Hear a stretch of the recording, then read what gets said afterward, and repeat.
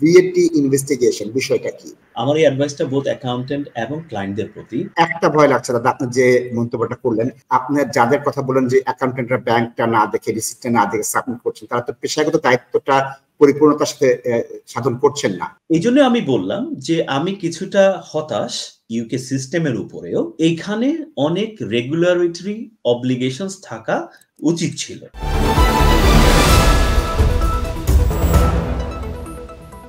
আমরা আমাদের বেশ কয়েকটা বিষয় নিয়ে আজকে আলোচনা করব। প্রথমেই আমি আপনাকে জানতে চাচ্ছি ভিএটি ইনভেস্টিগেশন বিষয়টা কি?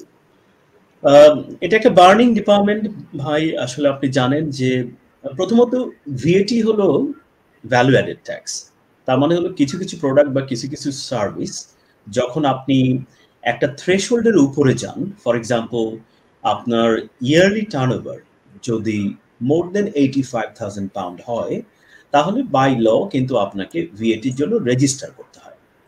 তো ভিএটিতে আপনি যখন রেজিস্টার করেন, ধরে নেওয়া হয় আপনার কোম্পানিটা একটা মোটামুটি স্ট্রাকচার্ড ওয়েতে ইজ প্রোগ্রেসিং।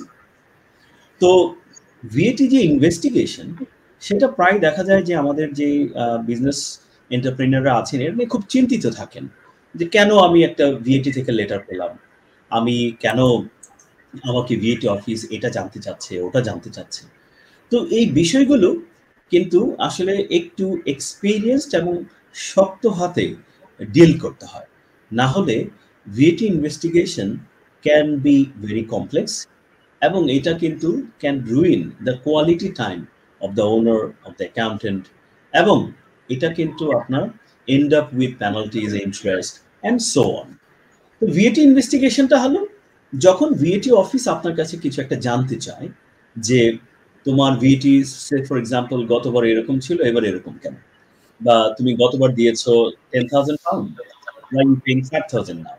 এরকম বিভিন্ন সিচুয়েশনে ভিএটি ডিপার্টমেন্ট যখন একটা কেস ওপেন করে against you, we call it VAT investigation. আপনার কমন কি মিস্টেকের কারণে এই ভিএটি ইনভেস্টিগেশন হতে পারে? হ্যাঁ, এই জিনিসটা আসলে কমন যে মিস্টেকস গুলো আপনি বলেছেন যে why you can expect a VAT investigation, কেননা আমরা যদি প্রথমে কারণটা জানি তাহলে কিন্তু আমরা সলিউশনটা চিন্তা করতে পারবো।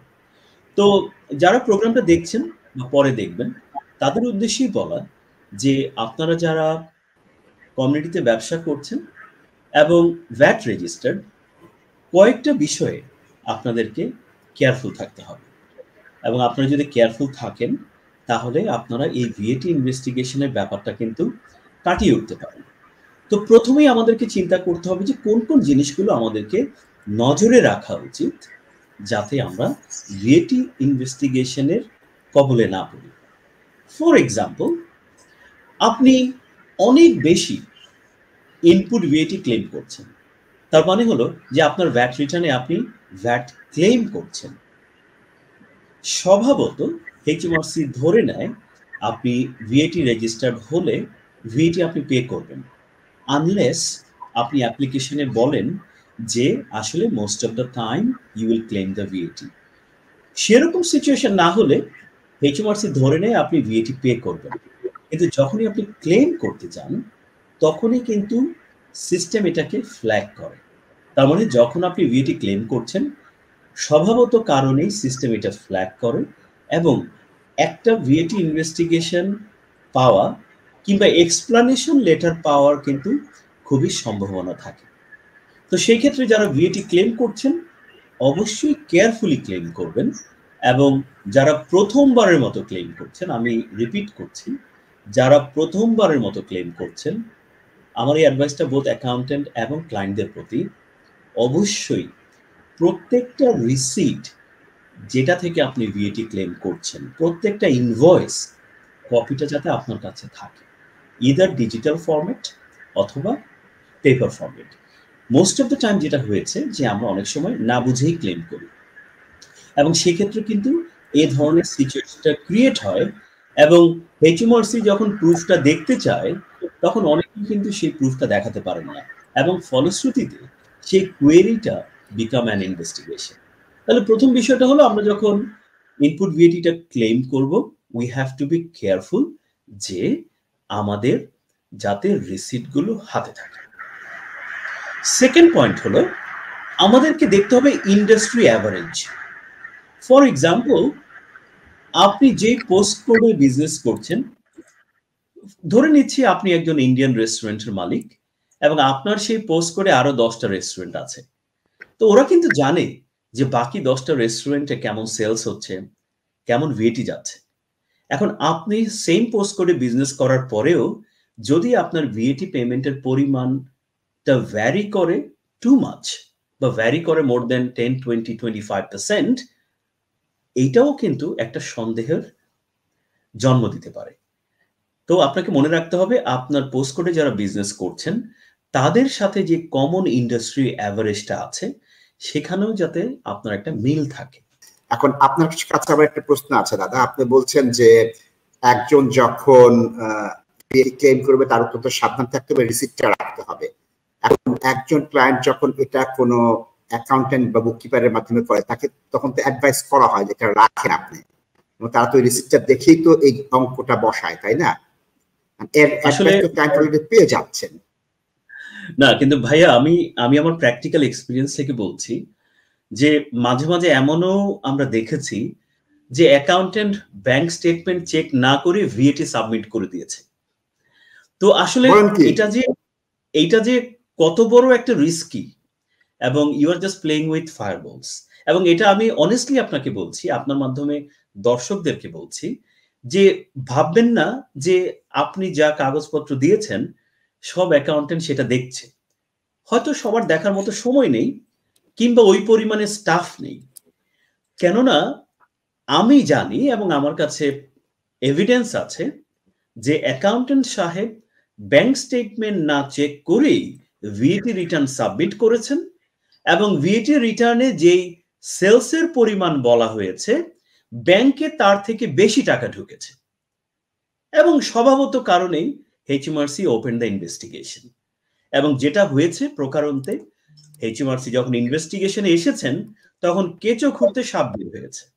তার মানে হলো ওনার যত পার্সোনাল অন্যান্য জিনিসগুলো ছিল সেই জিনিসগুলো কিন্তু পার্ট অফ ইনভেস্টিগেশন হয়ে গেছে। সো সেক্ষেত্রে আমি প্র্যাকটিক্যালি বলছি আপনাদেরকে, because I deal with this things everyday, যে অ্যাকাউন্টেন্টকে যদি একটু বেশি পয়সা দিতে হয় প্লিজ টেল দেম যে to do the work based on your paper work. That's very important. একটা ভয় লাগছে দাদা, আপনি যে মন্তব্যটা করলেন, আপনার যাদের কথা বলেন যে অ্যাকাউন্টেন্টরা ব্যাংকটা না দেখে রিসিপ্টটা না দেখে সাবমিট করছেন, তারা তো পেশাগত দায়িত্বটা পরিপূর্ণতার সাথে সাধন করছেন না। এখানে একটা বিষয় আমি না বললেই নয় নাশিদ ভাই, এটা আমার কাছে মাঝে মাঝে একটু ফানি মনে হয় ইউনাইটেড কিংডমে। দেখেন, আমরা যারা UK qualified accountant, chartered accountant কিংবা সার্টিফাইড অ্যাকাউন্টেন্ট, তারা কিন্তু একটা জবাবদিহি করতে হয় আমাদের সুপারভাইজারি অথরিটির কাছে। ফর এক্সাম্পল আইসিএডব্লিউ অথবা এইসিসিএ অথবা chartered accountant of Scotland, Ireland, Wales. কিন্তু এরকমও কিছু বডি আছেন, আমি নাম ধরতে চাচ্ছি না, যারা আসলে টপ 6 অ্যাকাউন্টেন্ট প্রফেশনাল বডির বাইরে। Could be they based in US, could be they based in Canada, or could be based in EU.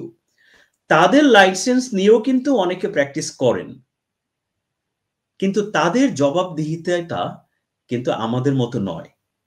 So সেই ক্ষেত্রে কোয়ালিটি কম্প্রোমাইজ হওয়ার হিউজ পসিবিলিটি কিন্তু থাকে। তো সেই ক্ষেত্রে ক্লায়েন্ট যারা, আমি তাদের একজন গ্রাহক, আমি তো জানবো না আপনার এই রেগুলেটরি বডি কে, আমার জানার প্রশ্ন আসে না। আমি এই তথ্যটা প্রথম জানলাম যে এক একটা রেগুলেটরের এক একটা জবাবদিহিতার ধরন আছে, সেটার জন্য আমি দায়ী হতে পারি না দাদা, আমি ক্লায়েন্ট। এই জন্য আমি বললাম যে আমি কিছুটা হতাশ ইউকে সিস্টেমের উপরেও, যে এইখানে অনেক রেগুলেটরি অব্লিগেশনস থাকা উচিত ছিল, কিন্তু যেহেতু সেটা ইন প্লেসে নেই, যে কেউ এমএলআর রেজিস্ট্রেশন করে একটা এজেন্ট হয়ে যেতে পারছেন। তো সেক্ষেত্রে যারা একটু টপ লেভেলের বিজনেস করছেন, স্ট্রাকচার্ড বিজনেস করছেন, আমি একদম বটম লেভেলের ক্লায়েন্ট নিয়ে কথা বলছি না, কিন্তু যারা একটু স্ট্রাকচার্ড বিজনেস করছেন, এক্সপান্ড করছেন, তাদের কাছে যাওয়া উচিত যারা properly qualified chartered accountant, certified accountant কিংবা মেম্বার অফ দোজ 6 বডিজ যেখানে কোয়ালিটি অ্যাসুরেন্সটা ইজ গ্যারান্টেড। বাট অ্যাকাউন্টেন্ট যেই হোক না কেন, আপনি আপনার রিটার্নকে do not submit in blind eyes. You have to see few things. শুধুমাত্র সাময়িকভাবে কম ট্যাক্স দিয়ে আপনি বেঁচে গেলেন, সেটা কিন্তু আসলে can backfire you even after 6 years.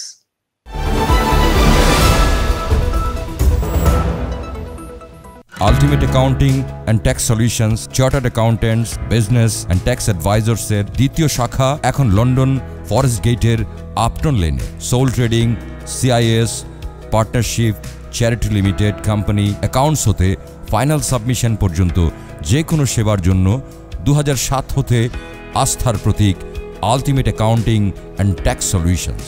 Tax, accountancy and business নিয়ে যে কোনো সমস্যায় আমাদের সাথে যোগাযোগ করুন পূর্ণ আস্থায়। ফোন করুন 0208 507 0617।